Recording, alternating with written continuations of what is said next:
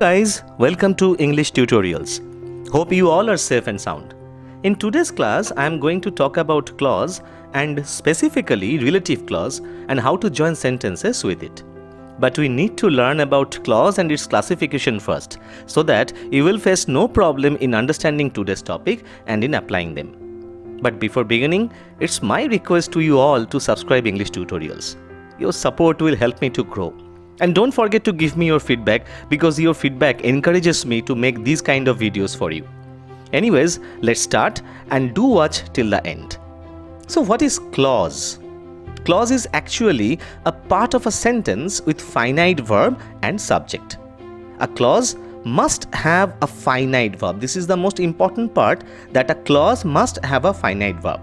If a part of a sentence does not have a finite verb, it will be a phrase and will not be a clause. Now the question you might ask is, what is a finite verb then? Simply speaking, a finite verb is a verb that changes its form as per the subject's number, person or tense. As per example, let's take a verb such as go. If we use go in simple present tense with the subject I, the sentence we form will be I go. But if we change the subject from I to he, that is third person singular number, the sentence will become he goes. Similarly, if we keep changing the tense or subject, the verb go will also change its form. Otherwise, the sentence will neither be a grammatically correct sentence nor it will convey a correct meaning. Okay. Hope you have understood. Now let's talk about the classification of clause. There are mainly three types of clause: principal clause, subordinate clause and coordinate clause. Principal clause is like the principal of our colleges and schools. Okay, he does not depend on others to say what he has to say or to do what he has to do.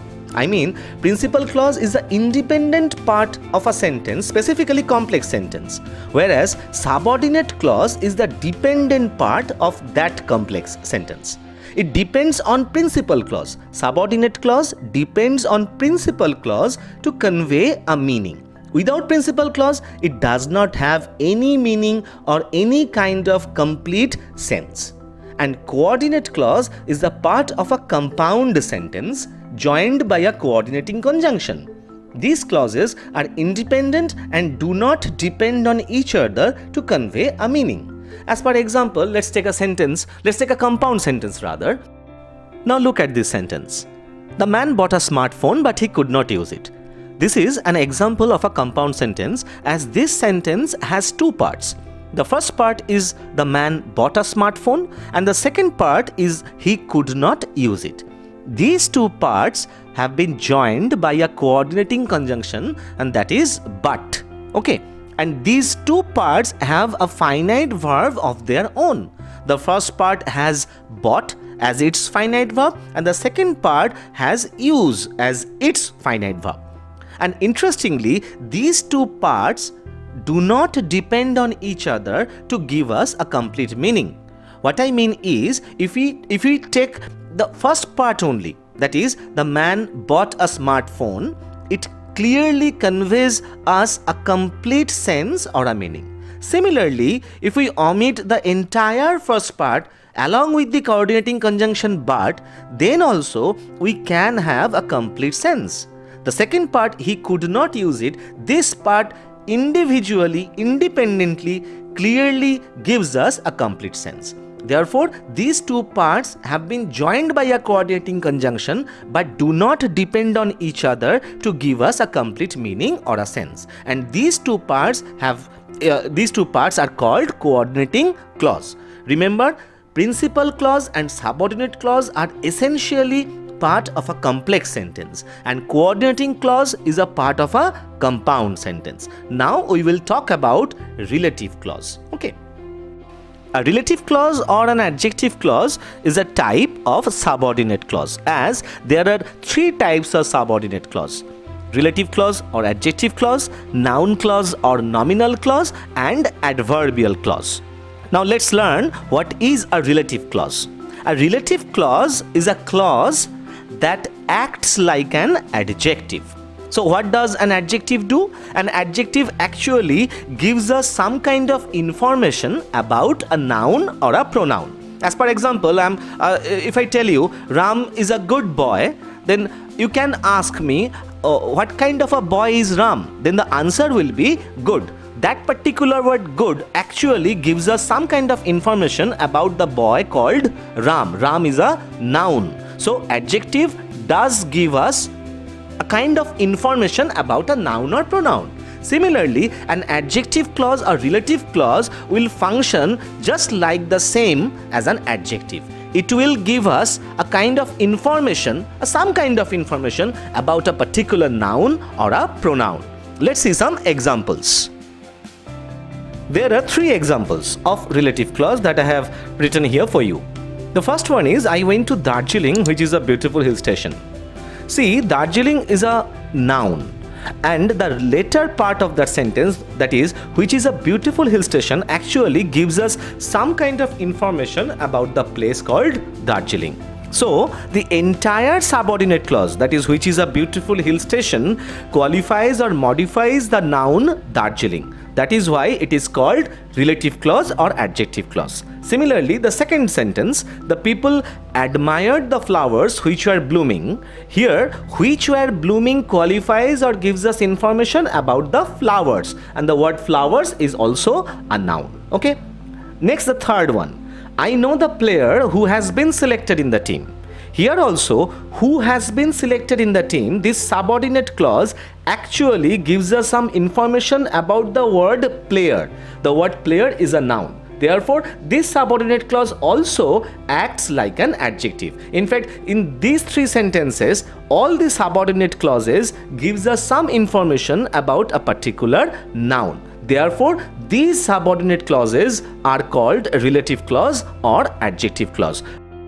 Now let's learn the formulas.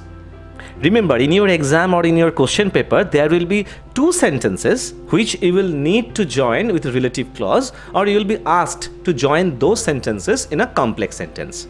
Joining in a complex sentence can be done using relative clause, nominal clause, or an adverbial clause. But in today's class, we will discuss the rules of relative clause only. Now let's look at the rules. The first rule says, identify the common noun or a pronoun. Before explaining this rule to you, let's look at the examples first. The first set of sentences, people love Shekhar, he is an honest boy. The second set, my father gave me a pen, I lost it. And the third set, I love Delhi, it is the capital of India. What you need to do is to identify the common factor from this set of sentences about whom or which these sentences are talking about. As per example, the first set of sentences talks about Shekhar, a human being. The second set of sentences talks about pen, an object. And the third set of sentences talks about Delhi, that is a place. Here comes our second rule. The second rule says, now see which type of noun or pronoun you identified. It can be a human being, an object, or a place, or an animal. That means you need to identify the common factor first, then you need to decide which type of noun or pronoun you have identified. Now comes the linker part. See, if it is a human being, your linkers will be who, whom, or whose. If your identified noun or pronoun means a human being, you need to use linkers like who, whom, or whose. And if your identified noun or pronoun is an object, your linkers will be which or that. And if it is a place, your linker will be which or where. And if it is an animal, your linker will be which. Therefore, we have explained the 2 rules at first. I think you don't have any kind of difficulty in understanding them. Let's look at the third rule and the most important rule of all. Now let's learn about the most important rule, that is the third rule. This rule says that you need to place your linker that you have selected on the basis of the noun or pronoun just after that particular word, that is that noun or pronoun. Let's assume that you have been given two sentences, okay, and you have selected which as a linker, as you have identified common noun or pronoun as an object. You have a common noun that is an object. Therefore, you have selected which as your linker that you are going to use to join those two sentences. But the rule says that the linker you have selected has to be placed just after that word on the basis of which you have selected that linker. I think you have got the idea. If not, look at these two sentences. John Keats was born in London. He wrote Ode to a Nightingale. In both the sentences, John Keats is common. Therefore, we need to use who as a linker to join the sentences. John Keats is a human being, and in the second sentence, he also means John Keats. Therefore, we will use who as a linker. So, we have selected our linker that we are going to use to join these two sentences. Okay, so now let's join these two sentences using our selected linker. John Keats was born in London, who wrote Ode to Nightingale. But this sentence is a wrong answer, is incorrect, because the linker we have selected hasn't been placed after John Keats. We have selected the linker who on the basis of John Keats, isn't it? But we didn't use that linker just after that particular word. So this sentence, but this joining is incorrect. The right answer would be John Keats, who wrote Ode to a Nightingale, was born in London, or John Keats, who was born in London, wrote Ode to a Nightingale. In these two sentences, see, we have used the linker who just after John Keats. So therefore, these two sentences are right, but the first one is not right. It was incorrect sentence. Now let's go through some more examples. You will get a better idea how to identify a common noun or pronoun and how to decide your linker on the basis of that. So please pay attention. The first set says, I know the players, their kits have been stolen. Here in these two sentences, the common noun is players, because these two sentences are talking about that particular word or noun, that is players. So the answer is, I know the players whose kits have been stolen. Now see the second example. Do you know the boy? He has scored the highest marks in English. Here in these two sentences, the common factor is the boy, because as usual those two sentences are talking about that particular boy. So the answer is, do you know the boy who has scored the highest marks in English? Question mark. Okay. The third example is, my friends want to climb Mount Everest. It is the highest peak. Here the common factor or the common noun or pronoun is the Mount Everest, because these two sentences are talking about Mount Everest, that is an object. The answer is, therefore, my friends want to climb Mount Everest, which is the highest peak. The fourth example, pilgrims bathe in the Ganges. It is a holy river. Here, the common noun is the Ganges, because as usual, these two sentences are talking about the Ganges, the river. So the answer is, pilgrims bathe in the Ganges, which is a holy river. Next example is, I went to Benares. It is an ancient city. Here the common noun is the Benares, because these two sentences are talking about the place Benares. So answer is, I went to Benares, which is an ancient city. Next example is, I want to go to Shillong. I spent my childhood there. Here the common noun is Shillong, because these two sentences are talking about a place called Shillong. So the answer is, I want to go to Shillong, where I spent my childhood. And the last example is, the man is my uncle. You met him yesterday. Here the common noun is uncle, because these two sentences are talking about a particular person, that is uncle. So the answer your answer would be, the man whom you met yesterday is my uncle. Now let's sum up our discussion then. Please understand and memorize these factors, because these factors are the most essential for you to solve any kind of joining problems in future. So please pay attention. The first factor is that you need to use who or whom or whose as linkers when the sentences to join have human being in common. That means both the sentences are talking about a particular person. Use these linkers according to the meaning of the sentences. Whose will be used when there is a sense of possession, as in the question 1 of the example set. In question 1, if you can remember, the kids were the possession of the players. So whose was used after the word players. Okay. The second factor tells us that you need to use which or that when the two sentences have an object or an animal in common. The third important factor tells us that you need to use which or where when the two sentences have a place in common. That means you can use either which or where when your common factor, common noun or pronoun talks about a place.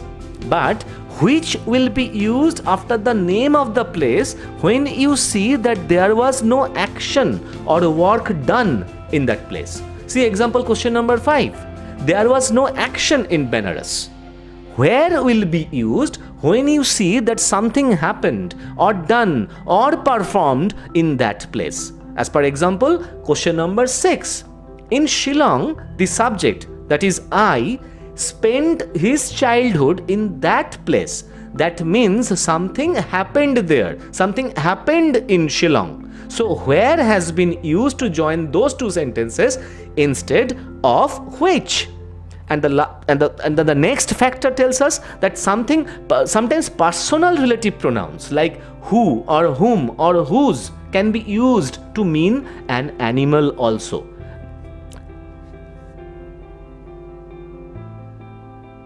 As per example, I have a pet dog. He is very helpful. Look that in these two sentences, the pronoun he has been used to mean the dog. What we know that he is a personal pronoun. He means a human being. But in this sentence, that word he has been used to mean a dog. That is an animal. So in these cases, you can use personal relative pronouns like who, whom or whose. Therefore, the answer is I have a pet dog who is very, very playful. Right? And the last and the most important factor, that always pay attention to place your linker just after the noun or pronoun it means. So this is it, guys. I have thoroughly discussed about relative clause and I hope my efforts will help you. But still, if you have any question, confusion or doubts, please feel free to ask me by commenting and I will try to help as soon as I can. And if you found the content or the video useful, please like, comment and share, and don't forget to help me by subscribing English tutorials and press the bell icon for the notification of future uploads. Bye for now, and thanks a lot for giving me your time. Thank you.